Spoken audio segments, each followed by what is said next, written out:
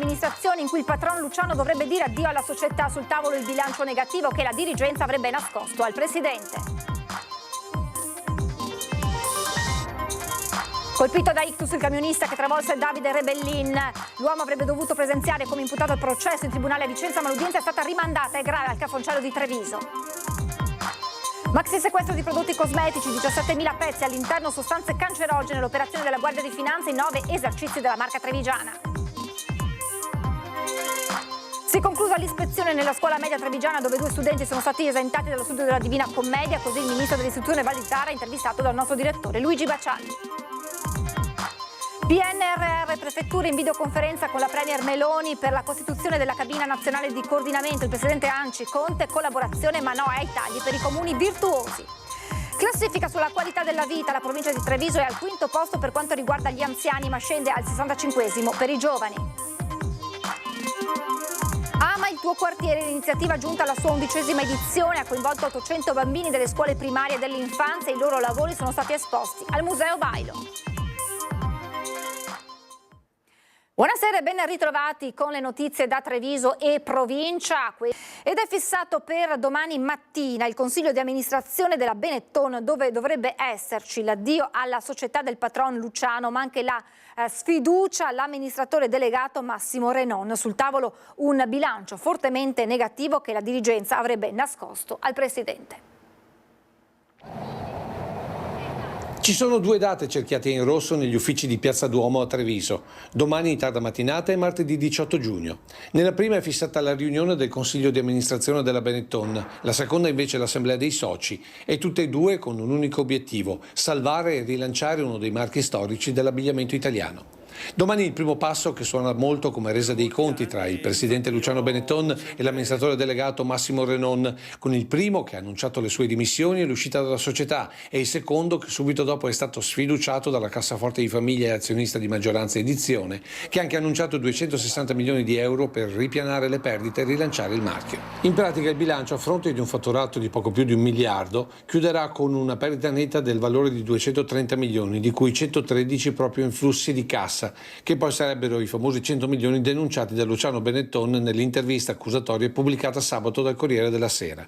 Ma in questa situazione ci sarebbero diversi spazi di manovra per cambiare le decisioni dell'uno, ma anche quelle imposte all'altro.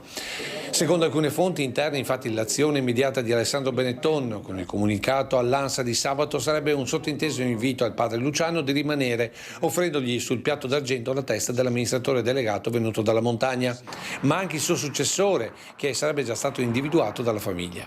Ma anche il fronte Renon l'uscita potrebbe non essere immediata, contando su alleanze di peso proprio all'interno dei soci di Edizione, ma anche le ragioni sulle scelte fatte, tra l'altro basi dell'annunciata azione legale. Tutto questo mentre la perdita di quote di mercato, se prolungata, potrebbe essere fatale anche per un marchio storico come Benetton. La competizione, ci sono tantissime realtà, tantissimi nuovi marchi, la concorrenza si fa sempre più aggressiva, però Benetton rimane un punto saldo nella nostra realtà territoriale e come impresa e quindi io credo che qui soprattutto poi l'attenzione del Presidente da parte sul capitale umano farà ripartire sicuramente. Il tema risorse umane sarebbe proprio stata una delle leve che hanno portato Luciano Benetton al conflitto con la di Massimo Renon. Così oggi abbiamo cercato di capirne di più attraverso i commenti dei dipendenti. Sei una dipendente? Sì, una dipendente. E come state vivendo voi questo momento? Oddio, è una mazzata come si può ben capire. Cioè un po', non lo saprei proprio descrivere, sinceramente, perché ognuno di noi ha la propria sensazione, per cui mi dispiace tanto. Non è stato facile raccogliere davanti alla telecamera una testimonianza interna alla Benetton. Tutti cortesi, ma nessun commento ufficiale su quanto sta accadendo allo storico marchio di abbigliamento. Ma al di là del dispiacere, quasi tutti ci hanno invece confermato come la situazione interna si sia complicata da tempo, con numeri di personale costantemente in calo, dagli oltre 2000 degli anni d'oro ai poco più di 1000 odierni, e l'iniezione occasionale di interinali generici, oppure la sostituzione di operai esperti ma per anzianità e scatti retributivi più costosi, con nuove leve certamente più convenienti ma meno preparate. E nel tempo i risultati negativi sono arrivati, come ad esempio per le commesse ritornate in azienda per difetti sui capi causati da confezionamenti poco accurati. Situazioni segnalate alla dirigenza sia dalle maestranze che dai sindacati, ma che di fatto sarebbero sempre state ignorate. Distanza tra plancia di comando e reparti è aumentata da quando Massimo Renon ha iniziato a sostituire i dirigenti a tutti i livelli con quella che ha sempre definito la sua squadra. Uomini però non sempre all'altezza dei compiti affidati, come per il confronto con la forza lavoro avviato senza essere nemmeno a conoscenza del contratto nazionale sui tessili, e però con atteggiamenti che più di qualcuno ha definito arroganti, che avrebbero portato chi poteva a lasciare l'azienda per altre realtà, magari con una remunerazione più bassa ma un ambiente più coinvolgente. Ed è proprio questo termine che forse ha innescato la reazione di Luciano Benetton: percepire che uno dei primi obiettivi della nuova dirigenza per tagliare i costi fosse smantellare quella che ha sempre pensato e progettato come azienda famiglia. Il dipendente, cosa vuol dire Luciano Benetton? Che però fino adesso ha dato tanto e siamo contenti di averlo avuto come proprietario, titolare. Mi dispiace tantissimo. Non speri che rimanga? Io spero che rimanga, ma tanto. Mi dispiace tantissimo. Colpito da ictus il camionista che travolse Davide Rebellin. Oggi Wolfgang Rieck avrebbe dovuto presenziare come imputato al processo in tribunale a Vicenza, ma l'udienza è stata rimandata. Colpito da ictus ischemico. Wolfgang Rieck è ricoverato in prognosi riservata all'ospedale Ca' Foncello di Treviso. Il camionista tedesco di 63 anni, il 30 novembre del 2022 a Montebello Vicentino, travolse e uccise il campione veneto di ciclismo Davide Rebellin. Si è sentito male la sera del 23 maggio, immediatamente il ricovero in ospedale. Oggi resta in gravi condizioni, ma non sarebbe in pericolo di vita. Le sue condizioni sono gravi e ancora i medici non si sbilanciano, infatti la prognosi è riservata. Attendiamo i prossimi giorni di capire quali sono gli sviluppi da un punto di vista medico delle sue condizioni di salute. Oggi Wolfgang Rieck avrebbe dovuto comparire di nuovo in tribunale a Vicenza per il processo che lo vede imputato. Sarebbero stati sentiti i periti, ingegneri cinematici, nominati dal pubblico ministero e dalla difesa di Rieck per ricostruire l'esatta dinamica dell'incidente in cui morì Davide Rebellin. Ma proprio pochi giorni prima dell'udienza il malore improvviso per il camionista tedesco. La prognosi è ancora riservata, quindi l'udienza è stata rinviata per legittimo impedimento. La volontà è quella che il processo termini nel più breve tempo possibile.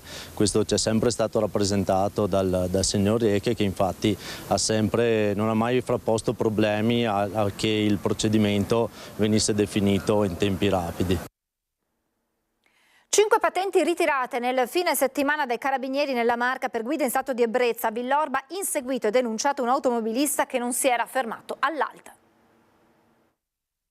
Al volante di un'auto che gli avevano prestato non si è fermato all'alta dei carabinieri. In seguito si è scoperto che guidava con un tasso di alcol nel sangue pari a 1. Un 48enne del Trevigiano è finito nei guai venerdì sera a Villorba. Percorrendo la Pontebana si è imbattuto in una pattuglia che gli ha intimato di fermarsi. Temendo forse l'esito dell'alcol test, il conducente si è dato a una pericolosa fuga, venendo infine bloccato all'altezza di via Alighieri a Spresiano. Per lui sono scattate le denunce per resistenza a pubblico ufficiale e guida sotto l'effetto dell'alcol, con conseguente ritiro della patente. Il 48enne non è stato l'unico automobilista sorpreso al volante dopo aver bevuto. Denunciati nella Castellana con valori di alcol nel sangue piuttosto elevati anche un 29enne e un 35enne.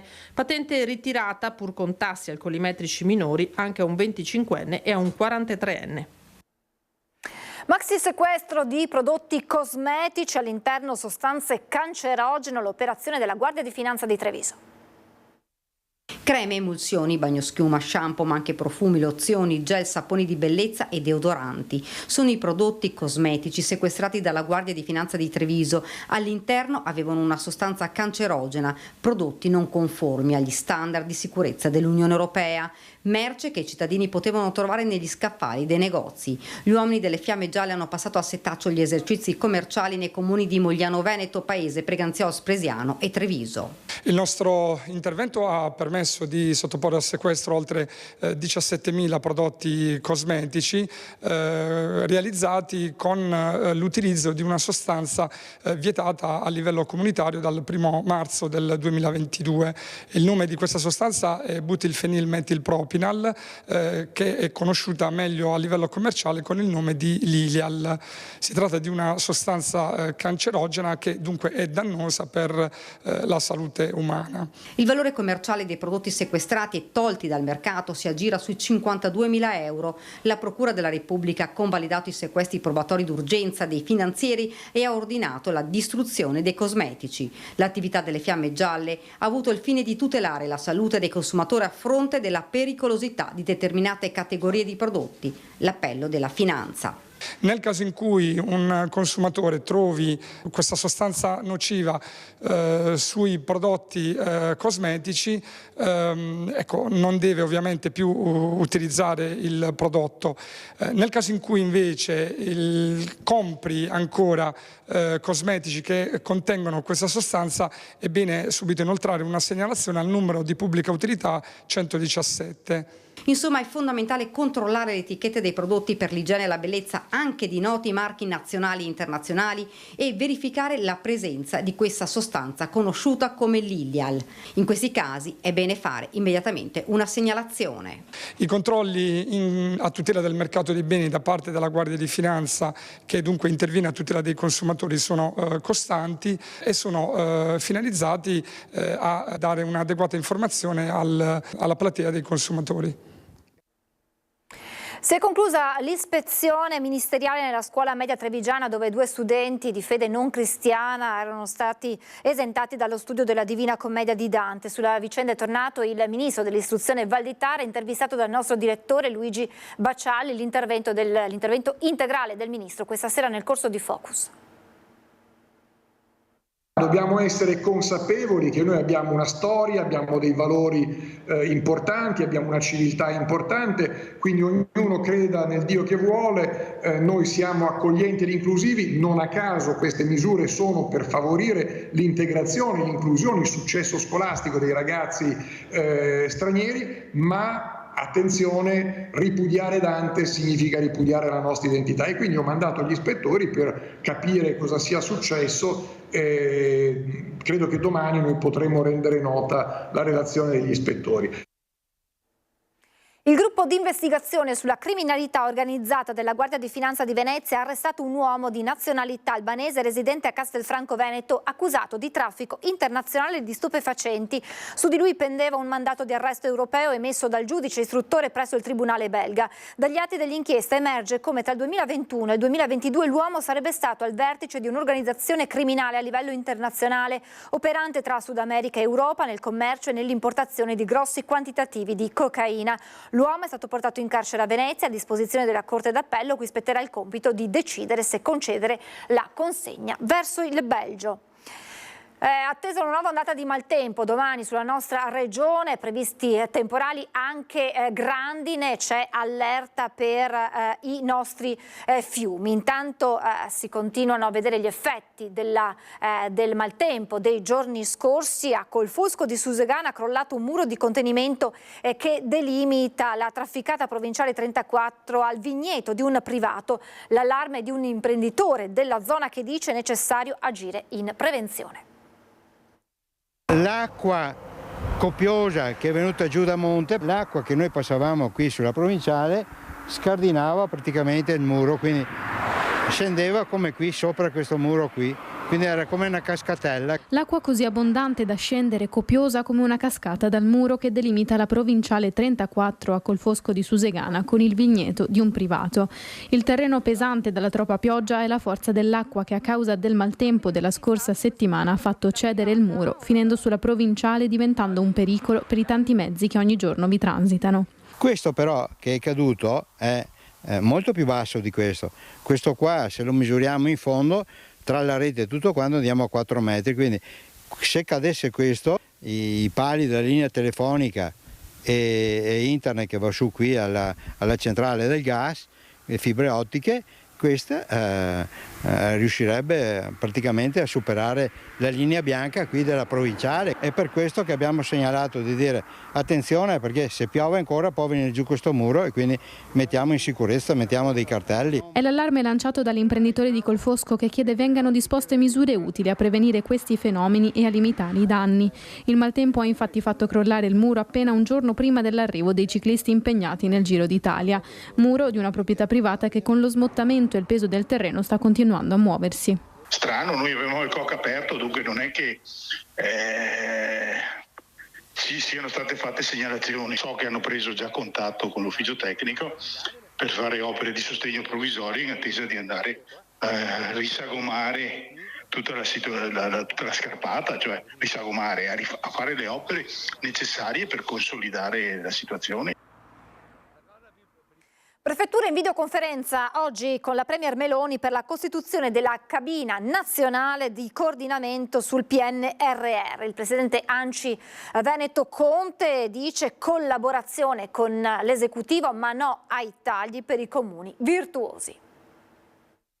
Continuiamo a ribadire la nostra totale disponibilità a sostenere e a collaborare con questo governo, dall'altra però chiediamo di non essere ancora una volta penalizzati con dei tagli che potenzialmente metterebbero in difficoltà le nostre comunità. Così il presidente ANCI Veneto al termine dell'incontro per la costituzione delle cabine di coordinamento territoriali per il PNRR. A nome dei sindaci veneti, Conte ha ribadito l'impegno a mantenere gli obblighi presi con il governo ed Europa. Continuiamo a lavorare per portare a casa questo risultato fondamentale per lo sviluppo dei nostri territori, ha spiegato il sindaco di Treviso, che al governo ha avanzato una richiesta ben precisa. Chiediamo al governo che ci vengano garantite le risorse e garantiti anche gli strumenti per poter applicare e far atterrare queste risorse. Parallelamente a questo impegno però ANCI ha manifestato le proprie preoccupazioni per la spending review, che vedrebbe ancora una volta penalizzati i comuni virtuosi e tra questi quelli veneti. In questi mesi si sono dimostrati responsabili, attenti e puntuali nei confronti di una programmazione che è quella del PNRR, che paradossalmente oggi rischia di vederci penalizzati, perché se passa la linea che chi più ha preso più gli verrà tolto, allora io credo che questo Paese sta veramente andando al contrario. Intanto i comuni dovranno fare i conti anche con le minori entrate derivanti dalle multe per eccesso di velocità rilevato dagli autovelox, dopo la stretta inserita nel decreto del Ministero delle Infrastrutture che dal 28 maggio sarà pubblicato in Gazzetta Ufficiale. Non si potranno mettere più autovelox nello stesso tratto, non si potranno applicare questi repentini riduzioni di velocità, il tutto per garantire da una parte la sicurezza stradale, dall'altra evitare il famoso fenomeno del fare cassa attraverso gli autovelox, un fenomeno che qui in Veneto non è stato utilizzato dai sindaci. Limitata l'autonomia dei sindaci che dovranno chiedere l'autorizzazione ad installare gli autovelox al prefetto. Per evitare le cosiddette multe in serie, tra un dispositivo e l'altro dovranno intercorrere distanze minime diverse in base al tipo di strada, e ancora in città stop agli autovelox sotto i 50 km orari. Le nuove regole, ha spiegato il ministro Salvini, sono essenziali per garantire che gli autovelox siano utilizzati dove effettivamente serve e non come ulteriore tassa. Non si utilizzano gli autovelox per far cassa, però era anche giusto mettere nero su bianco delle regole di buonsenso. Classifica sulla qualità della vita. La provincia di Treviso è al 5° posto per quanto riguarda gli anziani, ma scende al 65° per i giovani.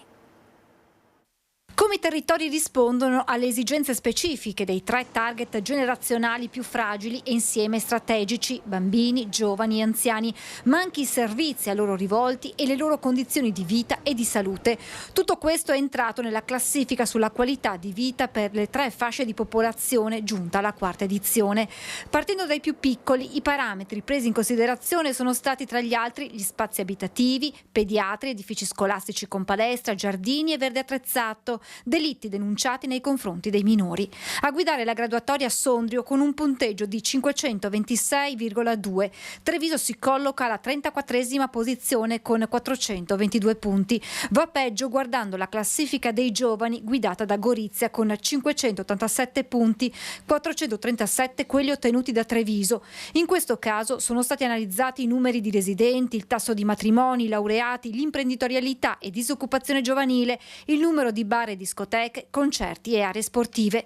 Va decisamente meglio il piazzamento di Treviso per quanto riguarda gli anziani con un punteggio di 568, posizionandosi al 5° posto, 632 i punti di Trento in testa alla classifica. Speranza di vita a 65 anni, consumo di farmaci per malattie croniche, posti letto nelle RSA, geriatri, orti urbani, biblioteche, i parametri presi in considerazione. Gli anziani trevigiani sono in una buona condizione, abbiamo la provincia più longeva, tra le più longeve d'Italia, con un'aspettativa di vita di 84,1 anni, che è maggiore rispetto a quella nazionale, e Treviso è una provincia molto accogliente per quanto riguarda gli anziani, è una città a misura di anziano con tanti servizi che sono a disposizione degli anziani. E in queste ore c'è un'altra classifica che fotografa la società di oggi ed è quella che ha stilato l'Unione Nazionale Consumatori analizzando i dati territoriali dell'Istat dell'inflazione di aprile.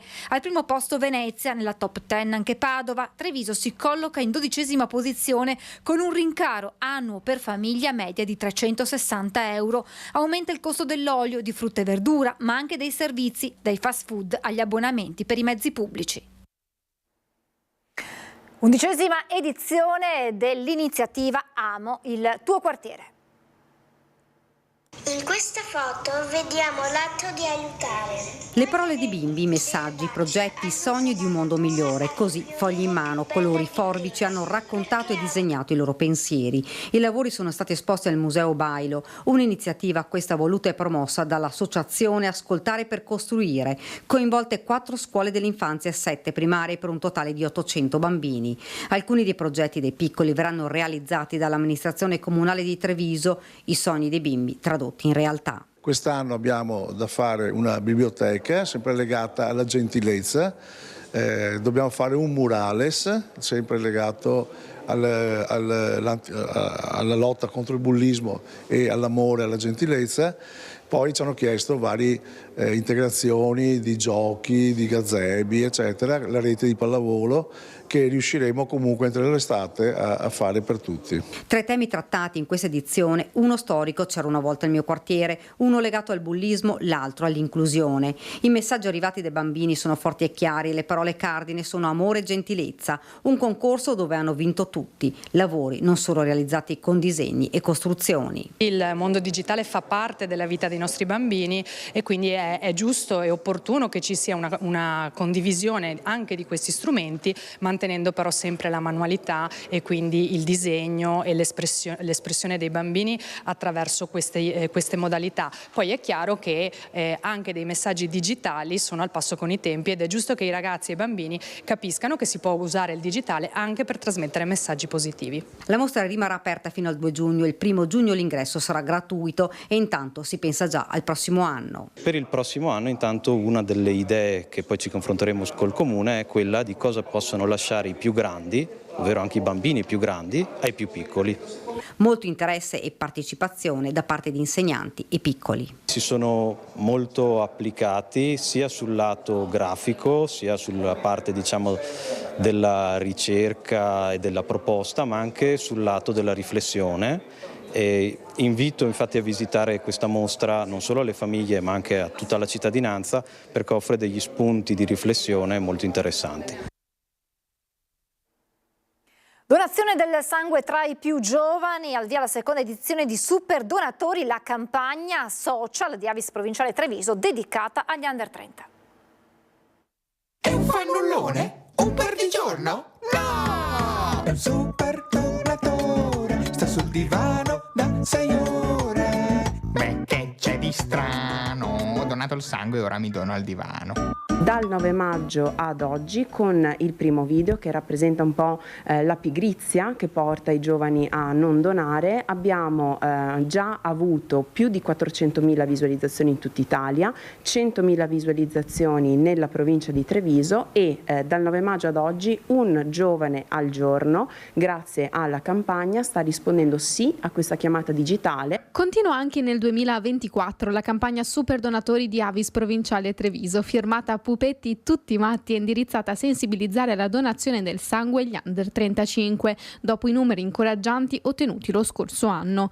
4 milioni di visualizzazioni, oltre 700.000 persone raggiunte in tutta Italia, delle quali 135.000 giovani della provincia di Treviso.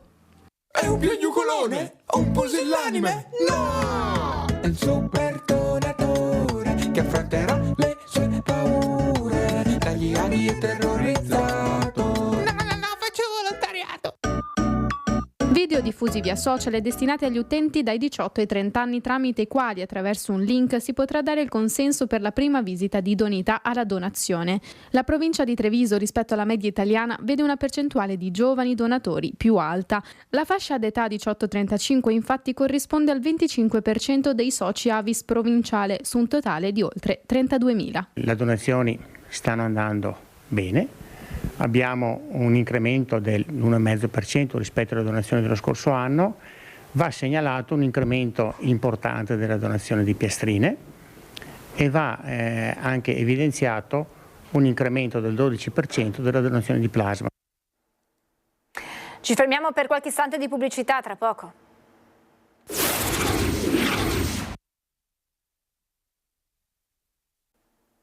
Rieccoci in diretta con lo sport volley giovanile, grande entusiasmo per il tricolore conquistato dai ragazzi dell'Under 17 del Treviso Volley, campione d'Italia dopo aver sfiorato il podio nelle finali Under 19. Il Volley Treviso ha trionfato nell'Under 17 laureandosi campione d'Italia. La squadra allenata da Johnny Cappelletto ha conquistato il tricolore battendo in finale il Volley Parella Torino per 3-0, aggiudicandosi così il quarto titolo italiano in questa categoria dopo 3 finali in cui la squadra era arrivata seconda.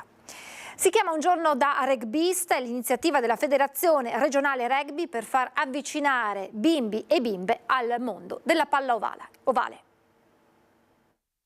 Il Benetton Rugby!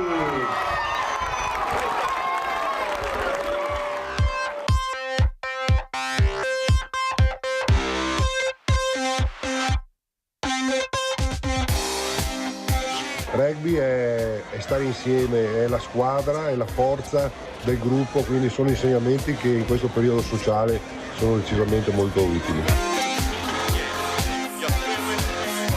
Bimbi e anche bimbe, basti pensare che quest'anno il tesseramento al femminile è aumentato del 20%. Nel Veneto dei 121 club, secondo solo la Lombardia per numeri, nel Veneto dei grandi campioni, la voglia di misurarsi con la palla ovale non finisce mai. E il comitato regionale che guida la Federazione Rugby in Veneto vuole che la passione aumenti ancora di più. Per questo ha lanciato l'iniziativa Un giorno da rugbista. In tutta la regione, in questo periodo primaverile, i ragazzi e le ragazze che vorranno provare a giocare con la palla ovale saranno accolti dai club del territorio. Tutti gli impianti nel periodo primaverile sono aperti con delle feste, degli eventi proprio per far conoscere di più la nostra disciplina e coinvolgere le ragazze e i ragazzi a provare a partecipare a giocare a rugby. Il tesseramento Smart, che prevede anche la copertura assicurativa, permette di far giocare immediatamente i possibili futuri rugbisti e rugbiste e contestualmente le famiglie di provare il clima che si respira all'interno delle società, con il tradizionale momento conviviale del terzo tempo.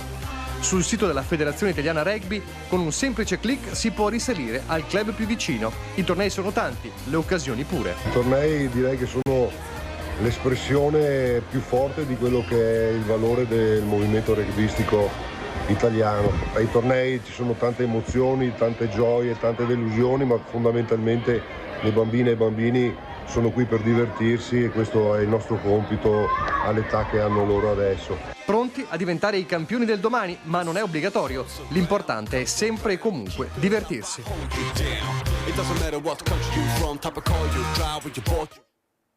Ora le notizie da Belluno e provincia.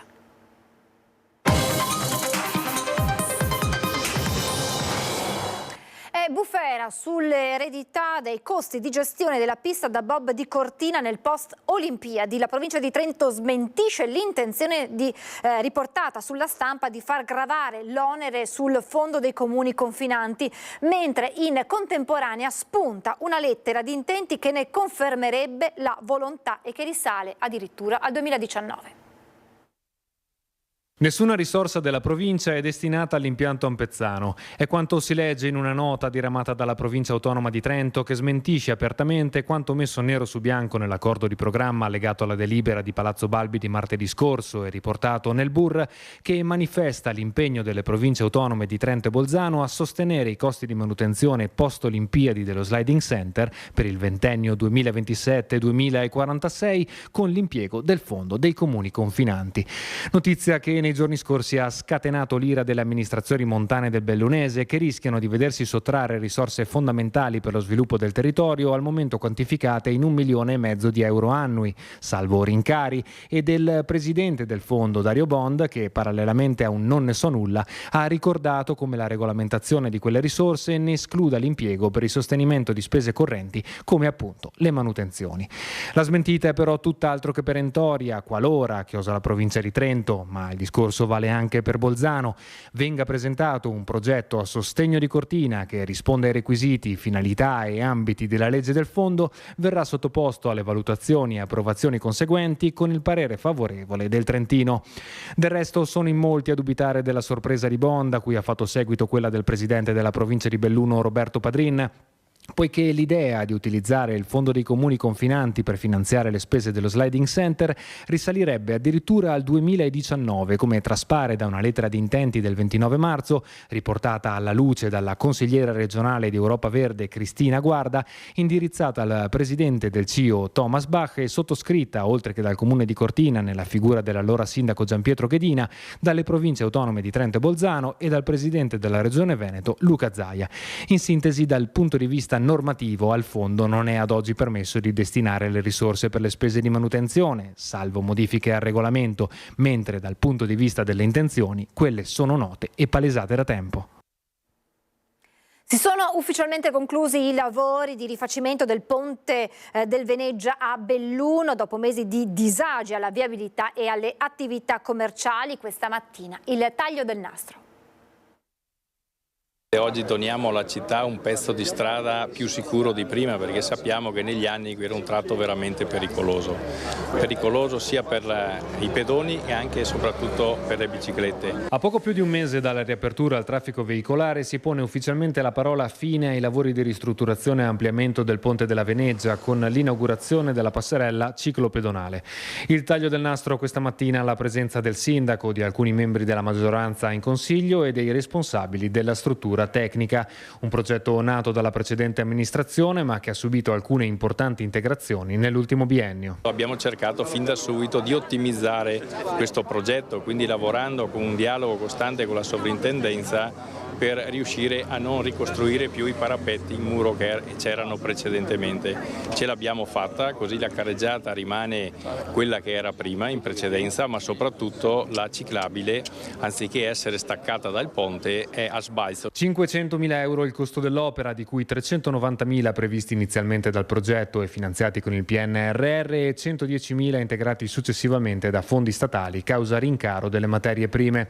Installate nuove barriere guardiavia a norma, una soletta in cemento armato garantisce una migliore ripartizione del carico, mentre il posizionamento nel terreno di micropali assicura maggiore stabilità nel caso di fenomeni sismici. Sostituito anche l'impianto di illuminazione pubblica e allargate le banchine all'autostrada, ma è la passerella la grande protagonista della giornata. Con i suoi 80 metri di lunghezza e 2,5 di larghezza permette a pedoni e ciclisti di attraversare il ponte sul Rio Cosighe finalmente in sicurezza.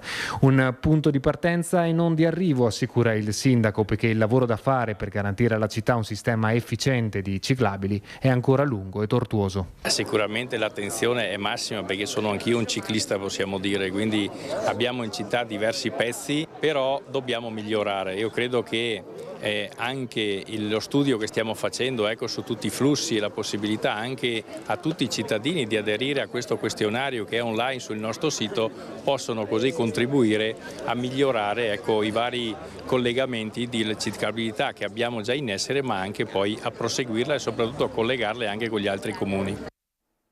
È davvero tutto per questa edizione, ora la sigla e poi le previsioni del tempo. Grazie per averci seguito, buona serata.